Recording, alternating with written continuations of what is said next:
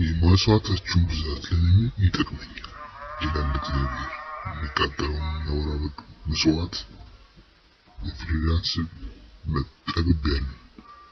የበሬና የበግ ጠቦት የአውራ ፍየልን ደም ደስ አያሰኘኝም። በእኔ ፊት ልትታዩ ብትመጡ ይህን የመቅደሴን አደባባይ መርገጣችሁን ከእጃችሁ የሚሸማ ነው። እናንተም ቁርባን ጨምራችሁ አታምጡ። በጣም በእኔ ዘንድ አስጸያፊ ነው። መባቻችሁንና ሰንበታችሁን በጉባኤ መሰብሰባችሁን አልወድም። በደልም የተቀደሰውን ጉባኤ አልታገስም። መባቻችሁንና በዓላቶቻችሁን ነፍሴ ጠልታለች፣ ሸክም ሆነብኛል። ልታገሳቸው ደክሜያለሁ። እጃችሁንም ወደ እኔ ብትዘረጉ እኔም ከእናንተ እሰውራለሁ። ልመናንም ብታበዙ አልሰማችሁም። እጆቻችሁ ደም ተሞልተዋል። ታጠቡ፣ ሰውነታችሁን አንጹ። የሥራችሁን ክፋት ከዓይኔ ፊት አስወግዱ። ክፉ ማድረግን ተዉ፣ መልካም መስራትን ተማሩ። ፍርድን ፈልጉ፣ የተገፋውን አድኑ፣ ለዕዳ አደጉ ፍረዱለት። ስለ መበለቲቱም ተሟገቱ። ኑና እንዋቀስ ይላል እግዚአብሔር። ኃጢአታችሁ እንደ አለላ ብትሆን እንደ አመዳይ ተነሳለች፣ እንደ ደም ብትቀላ እንደ ባዘቶ ትጠራለች። እሺ ብትሉ ለእኔም ብትታዘዙ የምድርን በረከት ትበላላችሁ። እንቢ ብትሉ ግን ብታመፁም ሰይፍ ይበላችኋል። የእግዚአብሔር አፍ ይህንን ተናግሯልና። ፍርድ ሞልቶባት የነበረ የታመነችይቱ ከተማ እንዴት ጋለሞታ ሆነች! ጽድቅ አድሮባት የነበረች አሁን ግን ገዳዮች አሉባት። ትንቢተ ኢሳይያስ ምዕራፍ 1 የተወሰነ ክፍል ላይ ነበርኩት።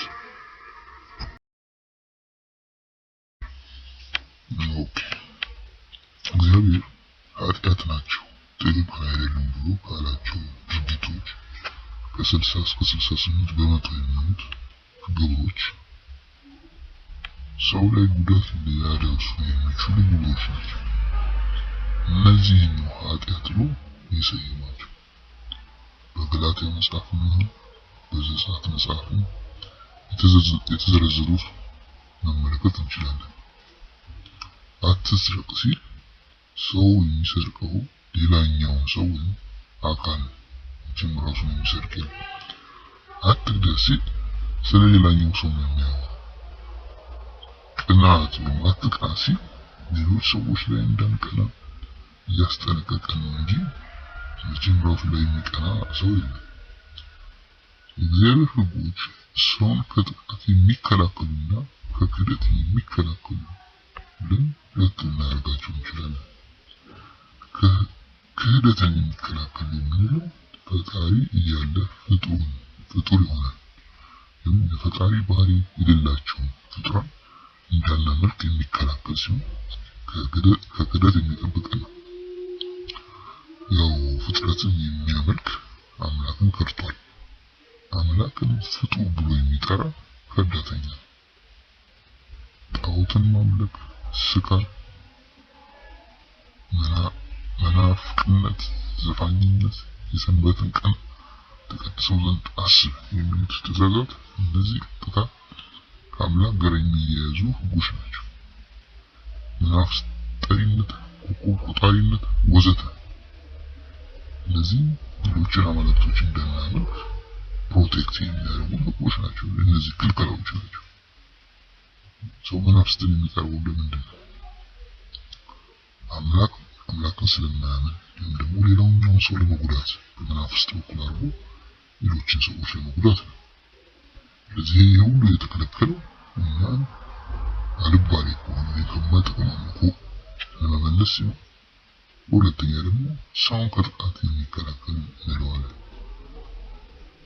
እነዚህ ደግሞ ከኛ ውጭ ያለውን ማንኛውም ሰው እንዳናጠቃ የሚከላከሉ ሕጎች ናቸው። ክርክር፣ ቅናት፣ ቁጣ፣ አድመኝነት፣ መለያየት፣ አትግደል፣ አትመኝ፣ እነዚህና ሌሎችም ሕጎች በድርጊታችን ሌሎችን ሰዎች እንዳንጎዳ የወጡ ሕጎች፣ ክልከላዎች፣ ጥበቃዎች ናቸው። አንዳንዶቹ ደግሞ ራሳችን ከጉዳት የሚጠብቁ ሆነው እናገኛቸዋለን። አብዛኛዎቹ የጌታ ሕግጋት ሰውን ለመጠበቅ ከጉዳት ለመከላከል የወጡ መሆናቸውን ካየን እግዚአብሔር ሰዎች እንዳይጎዱ በሕግ እንደሚጠብቃቸው አየን ማለት ነው። አትግደል ብሎሃል፣ ከገደልክ እግዚአብሔር ይቃወማል ማለት ነው። ስለዚህ የእግዚአብሔር ሕጎች ተፈጥሯዊ የሰው ጥበቃዎች ናቸው ማለት ነው። ወይም ደግሞ ሰው በአምላክ ሕግ ከጉዳት ከለላ ይደረግለታል። ይህ ከለላ የሚሰጠው ደግሞ እግዚአብሔር አለ ብሎ ለሚያምንም ለማያምንም ከለላው የሚሰጠው እግዚአብሔር ይህን ከለላ ያደረገው ለሚያምንም ለማያምንም። ይህን ከለላ አልፎ ሰውን የሚያጠቃ ያው የሚጠብቀው ይጠብቀዋል ማለት ነው። ኦኬ፣ እንግዲህ ወደ ኢሳይያስ መጽሐፍ ስንመለስ እግዚአብሔር ለድሆች አቅም ለሌላቸው ከለላ ሲሰጥ እንመለከታለን። ከለላውንም በሕግ ሲያደርግ ሕግ የተላለፈውን ቅጣቱን ለመከላከል የሚሞክረውንም ብዙ የሚዘረዝራቸው ነገሮች አሉ። ይህን አደርጋለሁ እና እቋቋማለሁ ብሎ ይህንን አልፎ የሚመጣውን እበቀላለሁ። ይህን እንግዲህ ክልከላ እግዚአብሔር በሕግ ክልከላ አርጓል። ድሆች እንዳይጎዱ፣ መበለቶች እንዳይጎዱ፣ ሰዎች እንዳይጎዱ ክልከላ ነው። ያንን ክልከላ ተጥሶ ብዙ ነገር ከተደረገ በኋላ ነው እዚህ ላይ የተደረሰው። እንመልከተው። ለምን እግዚአብሔር እንደዚህ የሚያስበው ብለን በፍርድ ወይም በፍትህ አንጻር እግዚአብሔር የሚያደላለት የህብረተሰብ ክፍል፣ የስልጣን ደረጃ፣ የሀብት ደረጃ፣ የእውቀት ደረጃ የለም። ንጉሥ ዳዊት እና ተራ ወታደር ኦሪዮን አንድ ናቸው። ያዕቆብና ኢሳው አንድ ናቸው። እግዚአብሔር ያዕቆብን ወደደ፣ ኢሳውን ጠላው ሲል በእኔ የሚያምነውን ኢሳውን እንደፈለግ አድርገው ማለት አይደለም። ጫፉን ብትነካው እስከ እድሜ መጨረሻ አንካሳ ሆነ ነው የምትኖረው። በአምላክ ፊት ወይም ፍትህ ነው። እነ እገሌ አማኞች ስላልሆኑ ይሞቱ፣ አማኝ ይኑር የሚባል ፈሊጥ የለም። ሁሉም ሰው አማኝ አልነበረም። እውነት ተነግሮት ከዛ አምላክ ረድቶት አምኖ ነው። አንተ አማኝ ባልነበርክበት ዘመን አማኞች ፈርደውብህ ሞተ ቢሆን ምን ይውጥህ ነበር?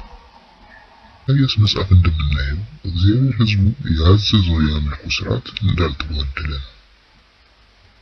አርጉ ያላቸውን የአምልኮ ስርዓት አርጉ ባላቸው መልኩ ጭብጥ አድርገው ያደርጋሉ።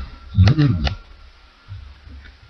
አምላክ አምልኮን አልፈለገውም። እግዚአብሔር አልወደደም። በደል በድለህ መጥተህ የተቀደሰ ጉባኤ ብታዘጋጅ ሁለቱን አንድ ላይ አልቀበልም ነው የሚለው። ክፉ እያደረጋችሁ ነው። ሌላ ሰው ላይ ክፉ እያደረጋችሁ ነው። ፍትህ የለም። ለድሃ አደጉ አልፈረዳችሁለትም። ሰውን ጎርታችሁ ነው እኔ ጋር የምትመጡት። የመበለቲቱ ተከላካይ የሌላትን ደካማዋን ሴት ያረጀችዋን ሴት መሬት ነጥቃችኋል። ንብረቷንም እንደዛ ደግሞ ንብረቷን ለማስመለስ የሚከራከር ሰው የለም። የመበለቲቱ የድሃ አደጉ ንብረት ለማስመለስ የሚከራከር ሰው የለም፣ ወይም ድርጅት የለም፣ ወይም ባለስልጣን የለም። መልካም ማድረግን አልተማራችሁም ነው የሚላቸው። ስለዚህ የሙዚቃ መሳሪያውንና የድምጽ መሳሪያውን እንዳይጎዳ አሽጉትና አስቀምጣችሁ ለድሃ፣ ለችግረኛ፣ ለአሮጊትና ለሽማግሌ ወይም ጠበቃ ሆናችሁ ስትቆሙ ያኔ እንገናኛለን ነው ነገሩ። እናመልክበታለን የምትሉትን ቤት እድሳት ላይ ነው ብላችሁ ቢያንስ ገረበብ አድርጋችሁ ድምጻችሁ ቀንሳችሁ ጸልዩ እንጂ አሁን የእናንተን አምልኮ የምቀበልበት አቅም የለኝም ነው የሚላቸው። እንደዛ ነው እንደሚመስለው። ከዚህ የተነሳ ምናችሁንም አልፈልግም ነው የሚላቸው። ይህ የእግዚአብሔር ወቀሳ ነው። እግዚአብሔር ሰመሪ የሆነ ነገር እዚህ ጋር መልእክት ይልክላችሁ እና ዝርዝር ከፈለጉ ደግሞ ኑና እንዋቀስ ይላችሁ። በሰመሪ ካልተግባቡ ማስረጃ እያቀረበ ቀን እየጠቀሰ መሆን ያለበትን እየነገራቸው ሊያብራራላቸው ከዛ ውጤቱንም አያይዞ ነው የሚነግራቸው። ዝርዝር የፈለገ ይቅርብ እና ይስማ። አይ ሰመሪው ይበቃኛል ለሚል ደግሞ ውጤቱን ይነግራችሁ። እሺ ካላችሁ የምድር በረከት ትበላላችሁ፣ እምቢ ካላችሁ ደግሞ ሰይፍ ይበላችኋል ነው የሚለው። አይ ኃይል አለኝ ግደረው በለው የምትል ከሆነ አለቆች አመጽ ያዋጣል። ዛሬ ነው መዝረፍ፣ ሌባውን አስጠጋ፣ መላ አለው፣ ልምድ አለው፣ ጉቦ ጥበብ ነው፣ ማደጊያ ዘዴ ነው። ለድሃ አደጉ አልሟገትም፣ ምን ሊከፍለኝ ልሟገት? ለድሃ አደጉ አልፈርድም፣ ብፈርድለት እገሌ ይጎዳል፣ በጀት የለውም፣ ድሃው ዳር መያዝ ነው ልክ ነው ያለበት ዳር መያዝ ነው ልክ ነው ብትል ዳር የምትይዘው አንተ ትሆናለህ ነው ነገሩ። አንተ በኃይልህ በሰይፍህ በገንዘብህ አይደል ይሄን የምታደርገው። ስለዚህ ቃል በቃል ድሃ አደጉን ባታስብ ለመበለቲቱ ባትሟገት እሺ አላልክምና ሰይፍ ይበላሃል ነው የሚለው ኢሳይያስ መልእክት። ኦኬ የሚያሳዝነው ደግሞ ይህ አይደለም። ቀጥሎ ምን ይላል? ጸሎትን አልሰማም ይላል።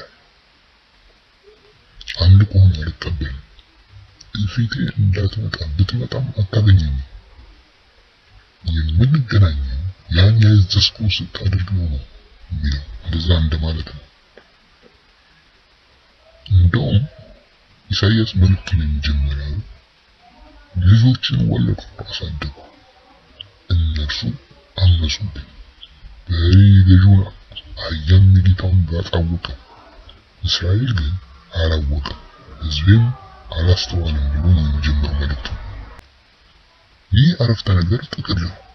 ዝርዝሩን ለመረዳት ዝቅ ማለት ነው። በእግዚአብሔር ማመፅና እግዚአብሔርን አለማወቅ ቀጥታ ድሃን አቅመቢስን ከመጉዳት ጋር ተያይዞ እናገኘዋለን። ወይም ደግሞ ለድሆች ለአቅመቢሶች ጥብቅና ካለመቆም ጋር አያይዞ እንደሚናገረው ዝቅ ነው እንደምናገኘው። ከላይ አመጻችሁብኝ ያለው አምላክ ሲዘረዝረው ለድሆች አልፈረዳችሁም፣ ለባልቴቶች አልተከራከራችሁም፣ ንብረታቸው ሲፈርስ ንብረታቸው ሲወሰድ ዝም ብላችኋል፣ ለኃያሉ አድልታችኋል ነው የሚለው። ስለዚህ ጤና የላችሁም፣ የደከማችሁበትን አበላችሁን ሌሎች ወስደውታል፣ ከተሞቻችሁ ተቃጥለዋል፣ እንደውም ከሰዶማውያን ጋር አመሳስሏችሁ ያርፋል። እንደውም እንደሚላችሁ እንደ ሰዶም ኃጢአታቸውን ያወራሉ አይሰውሯትም። ሊደበቅ የሚገባው ማንነትህን ይዘህ ሶሻል ሚዲያ ላይ ትሰነብታለህ፣ ዝም እንኳን አትልም ነው የሚለው። እዚህ ላይ ሰዎቹ ሰነፎች የማይሰሩ እንደሆኑ አልተጻፈም። ይልቅስ ፕሮዳክቲቭ እንደሆኑ ወይም ፕሮዳክት እንደነበራቸው ነው የተጻፈው። ነገር ግን የደከሙበትን ሌላ እንደሚወስደው ነው የተጻፈው። ስለዚህ የፕሮዳክቲቪቲ ችግር አይደለም እነዚህ ሰዎች ያለባቸው። እዚህ ላይ ኢኮኖሚ በታታሪዎች በተፈጥሮ ሀብት እና በኢኮኖሚስቶች ጥበብ ብቻ የሚመራ እንዳልሆነ ወይም ደግሞ የሚመራ የሚመስለን ይህ አንድ ነጥብ ያስይዘናል። ምዕራፍ 3 እንመልከት። እግዚአብሔር ከሕዝቡ ሽማግሌዎችና ከአለቆቻቸው ጋር ይፋረዳል። የወይኑን ቦታ የጨረሳችሁ እናንተ ናችሁ፣ ከድሆች የበዘበዛችሁት በቤታችሁ አለ። ሕዝቤን ለምን ታደቁታላችሁ? የድሆች ፊት ለምን ትፈጫላችሁ? ይላል የሠራዊት ጌታ እግዚአብሔር ይላል።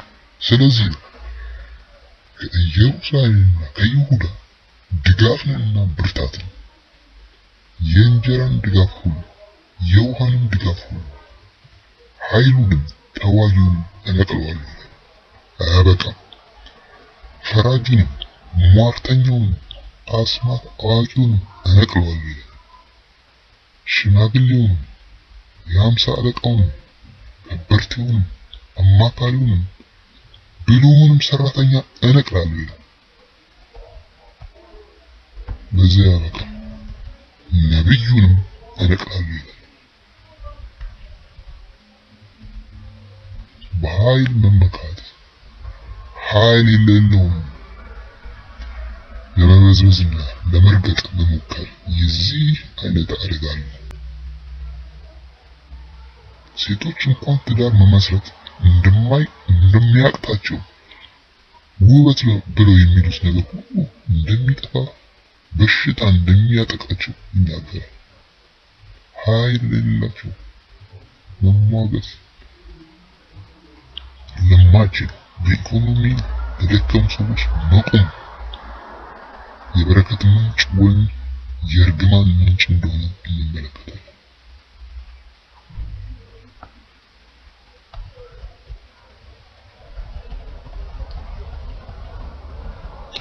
የእግዚአብሔር መልእክት ለስቴት እና ለቤተ ክህነት ለቤተ መቅደስ ነው፣ ለሁለቱም ይሰራል። እኛ ደግሞ ስቴት በእግዚአብሔር ይሰየማል ብለን ስለምናምን ይህን መረዳት አይከብደንም። አክዓብና 400 ነቢያት ከነቀዳማዊት እመቤት እንዴት አፈር እንደበሉ ሁለተኛው ነገሥትን መመልከት እንችላለን። አክዓብና ነቢያቱ የስቴትና የቤተ መቅደስ ሰዎች ናቸው። ተሻርከው የመናፍስትን ነገር ወደ ሕዝብ ማስገባታቸው አንድ ችግር ነው። ቀዳማዊት እመቤቷ ደግሞ በተመሳሳይ ግብር በተመሳሳይ ስራ ማለት ነው የድሃ ርስት በመንጠቅ ከሰው ተራ እንደወጣች እናያለን።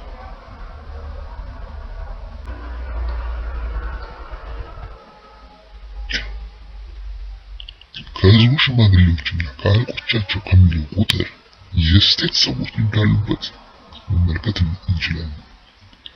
ነቢያት ከሚለው ደግሞ የቤተ መቅደስ ሰዎች እንዳሉበት እንመለከታለን። ሁሉንም እግዚአብሔር ቀርቦ የሚያነሳው በለዓምና ባላቅን መመልከት እንደምሳሌ ይችላል። ህዝብን ለማጥቃት በተለይ የእግዚአብሔርን ህዝብ ለማጥቃት ስቴትና የቤተ መቅደስ ሰዎች ተቧድነው የሰሩት ስራ ነው። እነዚህ ምሳሌዎች ያነሳሁት በኢሳይያስ መጽሐፍ እያየን ያለው ታሪክ ሁለቱንም አካላት እንደሚመለከት ማጠናከሪያ ለመስጠት ነው። የዚህ አይነት የእግዚአብሔር ቁጣ አሰራር እንዳለ ማጠናከሪያ ለመስጠት ነው። ድሃ ተበድሎ ከስፍራው ተባርሮ አሮጊት ተንቃ ርስቷ ለሀብታም ተሰጥቶ በረከት፣ ሰርግ፣ ነብይ የሚባል ነገር የለም ይላል የኢሳይያስ መጽሐፍ።